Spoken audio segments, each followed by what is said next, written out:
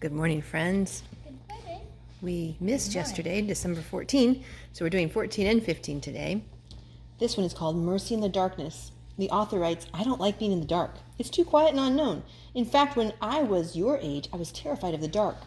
How do you feel about darkness, Nathaniel? Kind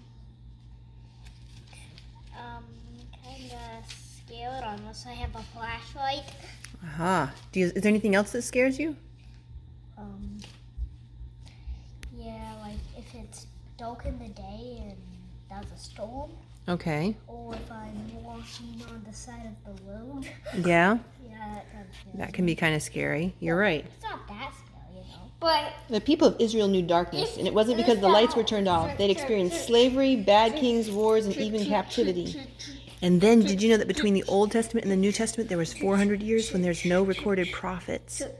And they were having trouble getting in touch with God and being close to God because of the choices that they had made. Let's look in Malachi. Malachi chapter 3, verses 1 through 4 says, Behold, I will send my messenger, and he shall prepare the way before me. And the Lord, whom ye seek, shall suddenly come to his temple, even the messenger of the covenant. Let's see. Whom ye delight in. Behold, he shall come, saith the Lord of hosts. But who may abide the day of his coming, and who shall stand when he appeareth? For he is like a refiner's fire, and like fuller's soap. He shall sit as a refiner and purifier of silver. He shall purify the sons of Levi, and purge them as gold and silver, that they may offer unto the Lord an offering in righteousness. Then shall the offering of Judah and Jerusalem be pleasant unto the Lord, as in the days of old, as in the former years. The Old Testament closes. We're again reminded that God is sending a Messiah to save us. Then the New Testament opens with the genealogy of Christ in Matthew. But before we get into the details of this incredible event, let's skip over to John and see how he describes Jesus. The book of John doesn't start with the genealogy like Matthew. It starts with creation. It says, In the beginning was the Word, and the Word was with God, and the Word was God. Let's read Matthew 1, 9 through 12. John 1, 9 through 12. It says, That was the true light, which lighteth every man that came into the world. He was in the world, and the world was made by him, and the world knew him not. He came unto his own, and his own received him not. But as many as received him, to them gave he power to become the sons of God, even to them that believe on his name.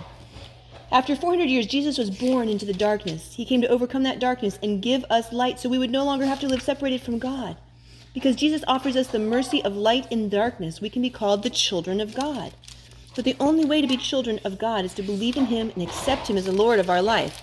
Let's look at a little later in the book of John. John chapter 8 and verse 12 says, Then Jesus said unto them, saying, I am the light of the world. He that followeth me shall not walk in darkness, but shall have the light of life. Christmas is a time when candles can be seen everywhere. We have candles in the window and candlelit services. You might even have lights on your tree. Each time you see the light, remember that Jesus came to the world to overcome sin, pain, hurt, and tragedy so he could replace it with his light. We don't deserve this gift. His light is a beautiful act of mercy. Are you thankful for that light, buddy? The people that did not obey God, so they lived in darkness for over 400 years, not hearing anything from him until Jesus was born. John 8:12. So Andrew, my brother, you must have seen him, built this. Well, he found some pieces and built this. I found some too. It's a really cool creation. That's He called really it a neat. forklift. Oh, cool. And then you see, that's where my Lego guy rides, and that's where his Lego guy rides. That's really neat, buddy. And it drives around. Our assignment for this lesson is that we need to draw something that reminds us that Jesus is the light of the world. Tell me about your picture, Nathaniel. So, you see there, that's God, the moon. Okay. And then all of these are the little stars. Okay. And that's us. Oh, so like we're reflecting the light from God? Yeah. I see that. That's beautiful. So that's how Jesus can be the light of the world by using us. Yes. I like it.